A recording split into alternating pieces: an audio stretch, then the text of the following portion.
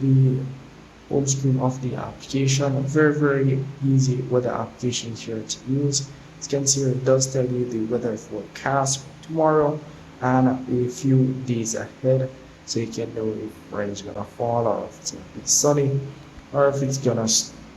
So as you can see, we have the hourly forecast as well down here, and as well at the top, pretty much your current forecast for your location.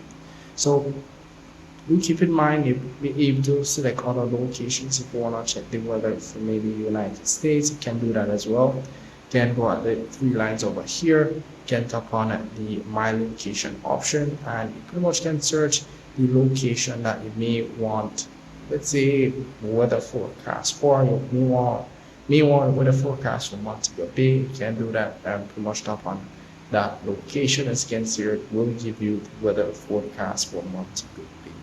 As well, you can move back and go ahead and select the option. As you can see here, select the option as it relates to whichever location you want the weather forecast for.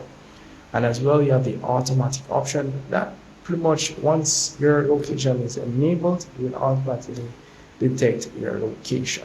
So that's just pretty much for that feature. So down here you have the news option. It's pretty much what's going on in the world for your location that you have selected. So do keep in mind it's not for all news and so forth, but basically for your location and as well everywhere, but mostly your location. Here you have the trending page. Here you can pretty much check out what's going on in the world. You have the science section, you have the forecast section for around the world, you have a lot of other sections you can check out.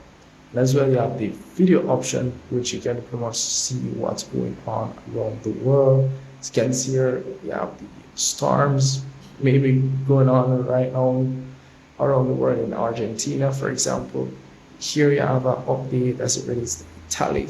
As you can see here, you can pretty much see a lot of disasters as it relates to weather around the world using the video section here. And as well, you have the warning option, which pretty much just gives you a warning sign on the map.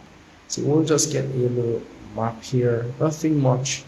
And if you do have any warning on the map or anything, as you can see here, like this, as you can see, you can tap on this option here, will tell you what if there's any warning in any specific country or any location that you may want to go for. As you can see here, this one, it pretty much looks like an earthquake. If you do tap on it, will tell you if there's an alert as it relates to that. So yeah, that's really pretty much it. Very good application, I'm not gonna lie. Very good application as well. Keep you up to date as it relates to storms. So do keep in mind while navigating your application, you may see a few ads. Just tap on X or just tap on the forward icon. You're pretty much good to go.